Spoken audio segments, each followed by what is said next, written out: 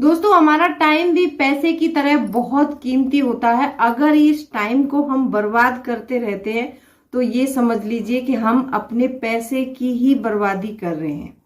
दोस्तों, वीडियो बहुत इंटरेस्टिंग है तो वीडियो के अंत तक जरूर बने रहिए। और अभी तक आपने चैनल को सब्सक्राइब नहीं किया है तो आपसे एक नम्र निवेदन है, सब्सक्राइब कर लीजिए अपने इस चैनल को और बेल आइकन को भी जरूर प्रेस कर दीजिएगा ताकि ऐसी ही इंटरेस्टिंग वीडियो की नोटिफिकेशन आपको मिलती रहे।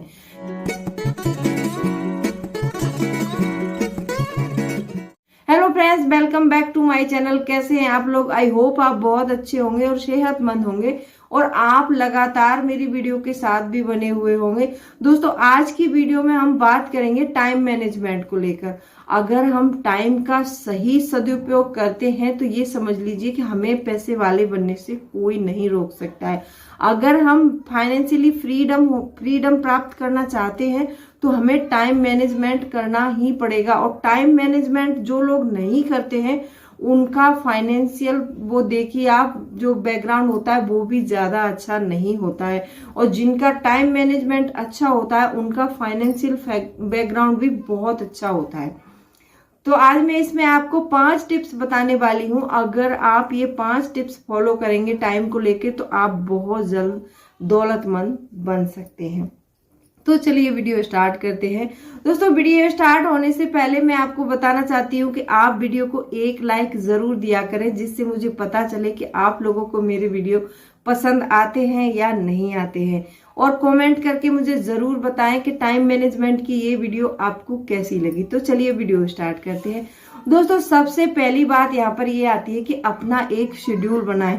जैसे मैं काफी वीडियोस में बताई हूँ आपको कि जब आप पैसे बचाते हैं तो हमें बजट बनाना बहुत जरूरी होता है।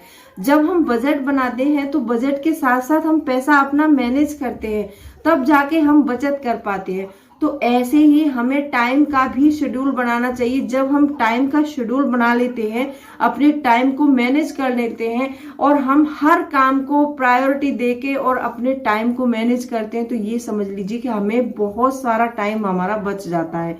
अगर हम किसी काम को ऐसे ही लगातार करते रहते हैं तो उसमें इतना वो नहीं होता है। अगर हम मैनेजमेंट करके हर काम को करते हैं तो वही काम हमारा हमेशा सक्सेस होता है। क्योंकि जैसे मान लीजिए आप सुबह में 5 बजे उठ रहे हैं मॉर्निंग में और आपको ब्रश करना है 5:30 पर। मान लीजिए फ्रेश होने के बाद आप ब्रश करेंगे तो आधा घंटा ले लीजिए। आधे घंटे में अगर आप ब्रश नहीं करते हैं 5:30 बजे, उसी ब्रश को आप 12 बजे करेंगे या 10 बजे करेंगे तो ये अच्छा नहीं माना जाता है। इसीलिए अपने काम को प्रायोरिटी देके उसी टाइम मैंने टाइम सेट करें कि मुझे इतने टाइम पर ये काम करना है। अगर आप ऐसा करते हैं तो आप अपने लिए टाइम जरूर निकाल पाएंगे। या फिर आप कोई हाउस वाइफ है या कोई भी है, मतलब चाहे आप ऑफिस वर्कर हैं या फिर आप हाउस वाइफ है, अपने लिए आपको दिन में कम से कम 2 घंटे जरूर निकालने चाहिए। अगर 2 घंटे नहीं निकल रहे हैं तो आप उसी टाइम को शेड्यूल बनाकर टाइम का अपने लिए 1 घंटा जरूर निकालिए। अगर आप अपने लिए 1 घंटा भी डेली निकाल लेते हैं तो आप अपना जो है पैसे के बारे में सोच सकते हैं और आपके दिमाग में नए नए आइडियाज आएंगे तो उन आइडियाज को लेके आप क्रिएटिव बन सकते हैं। आप कुछ भी काम अच्छे से कर सकते हैं। आप एक अपना अच्छा इनकम सोर्स भी जनरेट कर सकते हैं। दोस्तों, दूसरा पॉइंट है यहाँ पर वक्त न करें बर्बाद। बहुत से लोगों को मैंने देखा है कि उनके पास ज्यादा टाइम होता है तो वो टाइम को ऐसे काटते हैं जैसे वो घर से बिल्कुल फ्री है और टाइम को ऐसे बर्बाद करते रहते हैं कि जैसे उनको लाइफ में कुछ करना ही नहीं है। अगर आपके पास कोई मान लीजिए टाइम ज्यादा है तो उस टाइम को किसी एफर्ट में लगाइए। कहीं आप कोई नया इनकम सोर्स के बारे में सोचिए, कहीं बिजनेस के बारे में सोचिए। अगर आप वो भी नहीं करते हैं, कहीं ऑफिस में काम करते हैं तो वहां पर पार्ट टाइम की सुविधा उपलब्ध हो तो आप पार्ट टाइम जॉब भी कर सकते हैं। क्योंकि टाइम को ऐसे ही बर्बाद नहीं करना है। टाइम बहुत कीमती होता है। एक एक मिनट आज का हमारे लिए बहुत कीमती है। अगर इस एक एक मिनट को हम जोड़ के समझ लीजिए कि 1 घंटे दिन में कुछ सीख लेते हैं ना तो उससे भी हमारा पैसा ही आता है। अगर हम पैसे कमाने के बारे में सोचें या फिर बचाने के बारे में, बात तो एक ही है ना।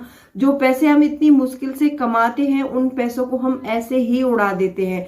अगर हम वक्त बचाकर थोड़े पैसे अगर बचा सकते हैं और पैसे बचाने के बारे में सोच सकते हैं तो ये बहुत अच्छी बात है। तो आपको जब भी फ्री टाइम हो तो आप उस टाइम को किसी ना किसी काम में बिताइए। काम नहीं कर सकते तो आप बुक्स पढ़ने में बिताइए, क्योंकि बुक्स से पढ़कर भी हमें बहुत अच्छी जानकारी मिलती है। तो आपको टाइम को बर्बाद नहीं करना है। तीसरा पॉइंट ये है कि समय अनुकूल होते ही करें अपनी सेविंग।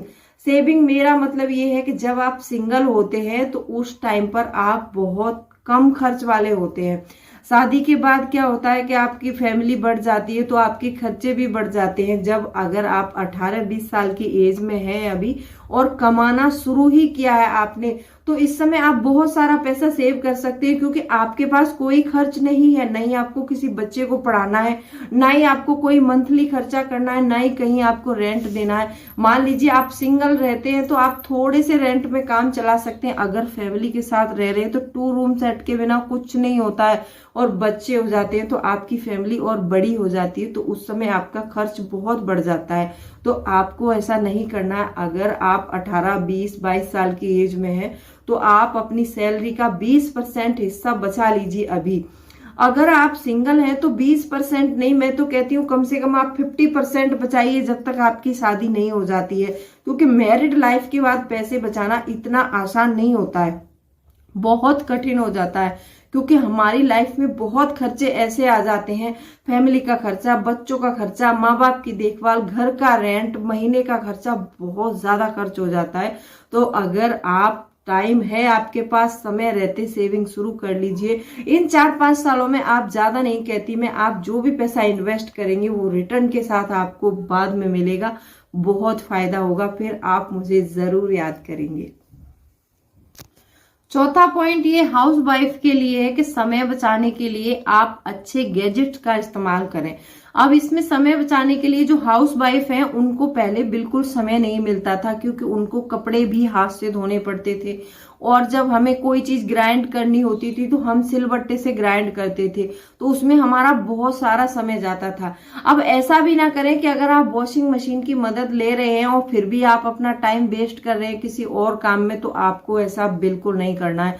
अगर आपके पास वॉशिंग मशीन है, वॉशिंग मशीन से क्या है कि हमारे जो हाथ से कपड़े धोने का जो समय है वो बच जाता है, उसमें हम 1 घंटे में कुछ और काम कर सकते हैं।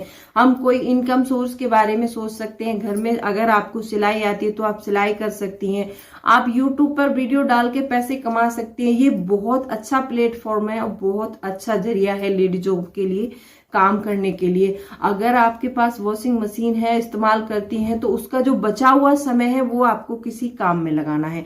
अगर आपसे ये सिलाई और यूट्यूब पर वीडियो ये भी नहीं होता तो आपको अपने घर में देखना है कि मेरे घर में कौन से खर्चे अननेसेसरी हैं, तो आप नोट डाउन करना शुरू कर दीजिए, तो उनको कट कीजिए, उससे भी आप अपने पैसे बचा सकते हैं। और कोई काम आपको आता है, अगर आपको योगा अच्छा आता है तो योगा क्लासेस दीजिए, आपको पढ़ाई अच्छी आती है तो आप बच्चों को ट्यूशन दीजिए, तो भी आप बहुत सारा पैसा कमा सकती हैं।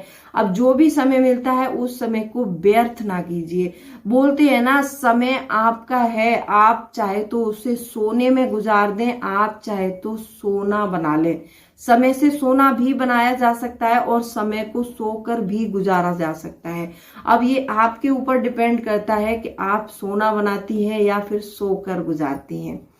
पांचवा पॉइंट है मेरा, ये लास्ट पॉइंट है, अगर जो समय बीत गया है वो समय बार बार लौट कर नहीं आता है। अब इस चीज को एक एग्जाम्पल से समझेंगे कि जिस टाइम हम कॉलेज या स्कूल में होते हैं तब हमें पढ़ाई नहीं अच्छी लगती है। जब हम वहां से पढ़कर निकल जाते हैं या फिर अच्छे नंबरों से पास नहीं होते हैं या फिर फेल हो जाते हैं तो उस समय हमें बहुत दिक्कत होती है। फिर जब आगे हमारी एज बढ़ती है ना, जब हमें समझ आता है कि हमें ये काम करना चाहिए था और हमने नहीं किया, हमने उस चीज में वक्त बर्बाद कर दिया, तो ये बहुत गलत बात है। तो आपको क्या करना है कि जब भी आपको समय मिले तो कुछ अच्छा सीखिए, कुछ नया सीखिए और अपने परिवार को टाइम दीजिए। ये एक बहुत अच्छा पॉइंट है और इसको याद रखना दोस्तों, क्योंकि वक्त एक बार जब चला गया तो वक्त बार बार लौट कर नहीं आता है।